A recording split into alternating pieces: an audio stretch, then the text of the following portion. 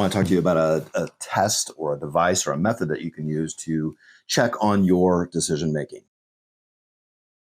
This is a technique that I wrote about earlier this year in directors and boards for purposes of boards of directors being able to test the decision making of their private company CEOs.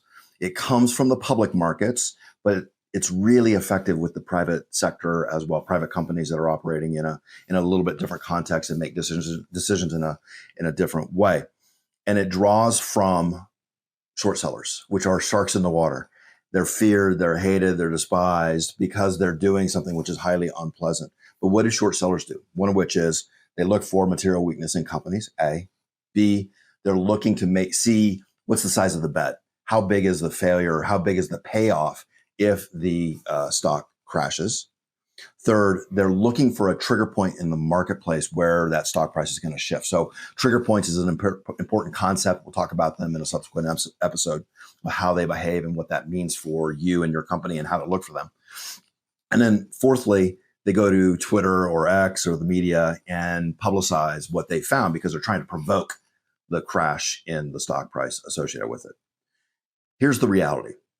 Short sellers don't cause companies to fail. They're not liked, but it's not the short seller that causes it. It's instead a mistaken judgment by the CEO, the senior leadership, the boards of directors.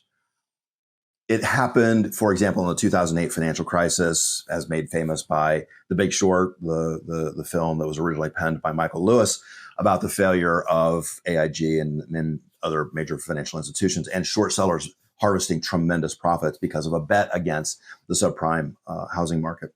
It happened again more recently, just earlier this year, with Silicon Valley Bank, which was a high flyer, had 3-year just phenomenal growth rate, phenomenal returns for the investors, had developed their decision making to replicate a pattern, a cycle. It was extremely lucrative for everybody, really became part of the ego and identity of the executive team. And so they want to make that bet and make sure it continues as long as possible. They were targeted by a short seller named William Martin, who then provoked the exposure, although all the information was in the existing balance sheets of the company. So he's using public information. Private companies don't have that same sort of scrutiny, transparency, but it's a technique that you can use as the CEO of your own company, or if you're a board chairman or a board of directors, in order to assess the decisions. Here's the wrinkle. This is really important.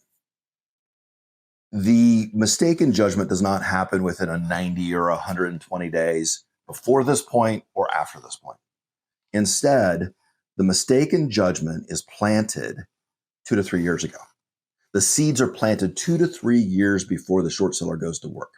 And the reason is because they anchor into the decision making. The executive decision makers become locked into their positions. They become immobile. And then there's a shift in the situational context.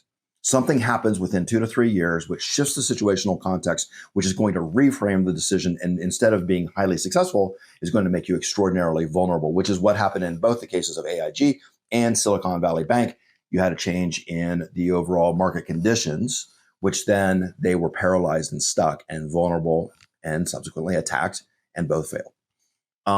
We can use that same sort of technique in any private company to look at what are the decisions that we're making today. If material changes in that situational context shift over the next 2 to 3 years, what happens? How are we exposed? What vulnerabilities are created?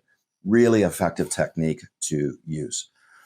That's it for now. Go ahead and use this in your own deliberations and decision making. And I'll talk to you soon.